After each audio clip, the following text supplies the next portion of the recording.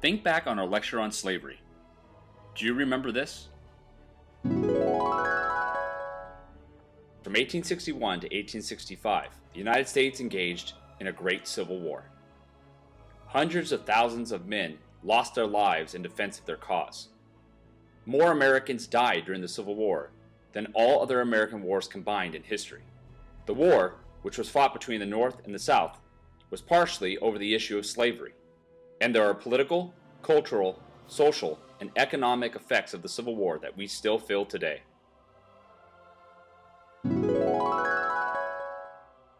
The year is 1865.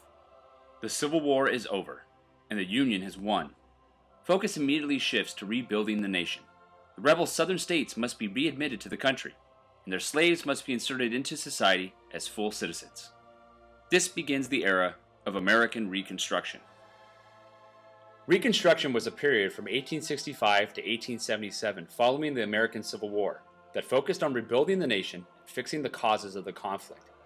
The major focus of Reconstruction was readmitting the Southern states and abolishing slavery.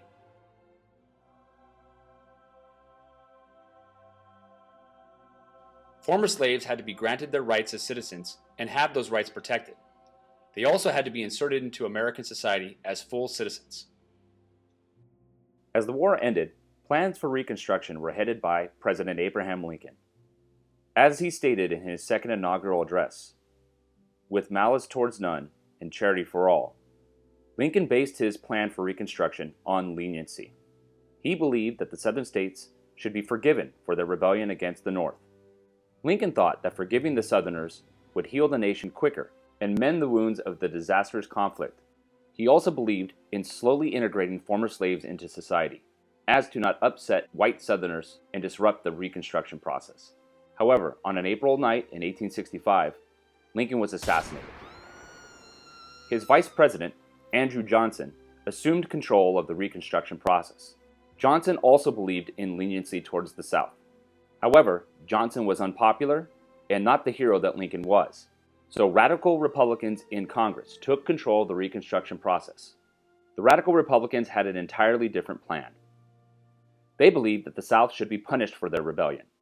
They sought to strip power of Southern governments who had rebelled against the North.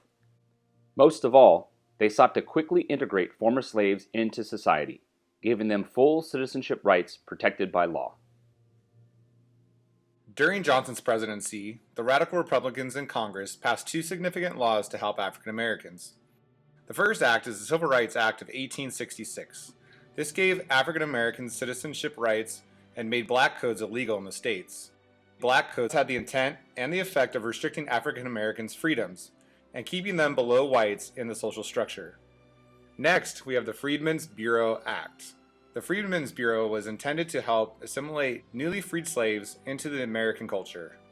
This act extended the Bureau, which helped newly freed slaves find education and helped to register them as voters. After the Civil War, the government used the Constitution to protect the rights of Black Americans from whites who wanted to deny them their rights. Known as the Reconstruction Amendments, the 13th, 14th, and 15th Amendments all helped to protect African Americans as new citizens. The 13th Amendment states, "Neither slavery nor involuntary servitude shall exist within the United States." The 13th Amendment abolished slavery in the United States forever and for all time. The 14th Amendment states, "No state shall make or enforce any law which shall abridge the privileges or immunities of citizens of the United States, nor shall any state deprive any person of life, liberty, or property without due process of law." The 14th Amendment guaranteed African Americans citizenship rights and equal protection under the law. The 15th Amendment states, "The rights of the citizens of the United States to vote shall not be denied or abridged by the United States or by any state on account of race, color, or previous condition of servitude." The 15th Amendment guaranteed African Americans the right to vote.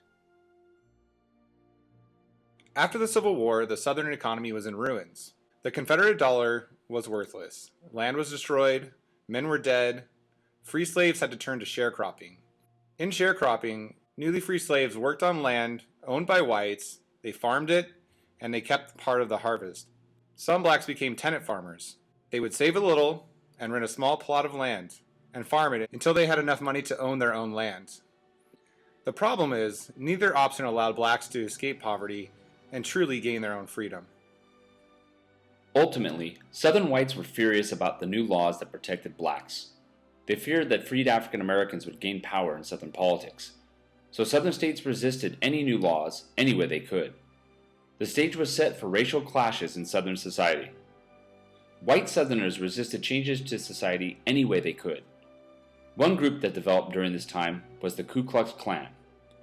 Also known as the KKK, they used violence to intimidate blacks and promote their white agenda. The threat of violence alone kept blacks from exercising their new rights as citizens, including the right to vote. Members of the Klan dressed in white hoods, claiming to be the ghosts of fallen Confederate soldiers. Southern states also implemented poll taxes. This was a toll that had to be paid at the polling place. Many poor blacks couldn't afford to pay the toll and therefore could not exercise their right to vote. Southern states also had to deal with outside threats. Carpetbaggers were Northerners who moved south in order to buy cheap land and control Southern politics. Many times, carpetbaggers implemented policies that punished Southern whites for their rebellion during the Civil War. This led to further violence against African Americans.